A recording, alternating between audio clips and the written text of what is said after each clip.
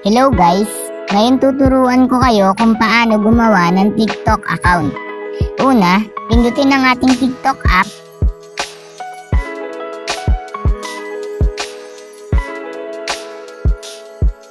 Then ayan, kapag nandito tayo sa ating TikTok app, kung mapapansin nyo sa baba yung profile, pindutin nyo lang yung profile nyo sa baba, yung sa parating right side. Then kapag napindot nyo na, ito na yung lalabas. Sabi dito, login on TikTok. Kasi wala pa tayong account dito sa TikTok. So, ang gagawin lang natin is pindutin lang natin yung nasa baba. Yung may nakasulat na sign up. Pindutin lang natin. Then kapag napindot nyo na, ito na yung lalabas. Sign up for TikTok. Ayan, wala tayong pipindutin doon sa baba. Ang ilalagay lang natin dito is yung ating phone number. Ayan, kung mababasa nyo naman sa taas, yung nakasulat na phone number. I-type nyo lang dun yung inyong phone number. Ayan, halimbawa, itatype ko na yung aking number dito. Ayan.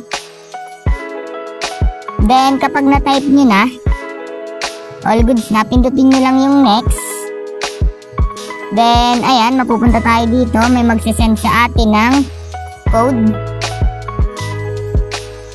Then, kapag nakapag-send na ng code, then, i-type nyo lang. Then, ayan, okay na. Ayan, pindutin lang natin dito yung don't allow muna. Ayan. Then, got it. Pindutin natin. Ayan. Then, kapag all goods na, yan, kung mapapansin nyo naman, okay na. Pindutin ulit natin yung ating profile. Then, ayan, makikita nyo yan. Yan yung lalabas. Profile view, history, turn on. Then, save. Para makita nyo yung mga nang-stock sa inyo sa TikTok. Yan, pindutin lang natin dyan yung save. Then, kapag okay na, ito naman, username daw. I-type lang natin ang username natin na gusto. Yan.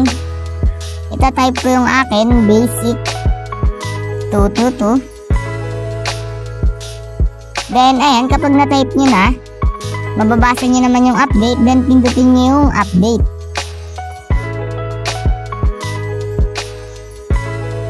Ayan, mababasa nyo naman yung update. Then, ayan, okay na siya. Meron na tayong username.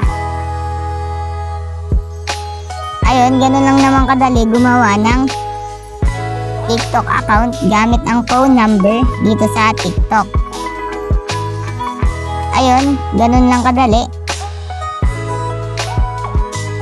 Thanks for watching. Subscribe me for more videos like this. Thank you.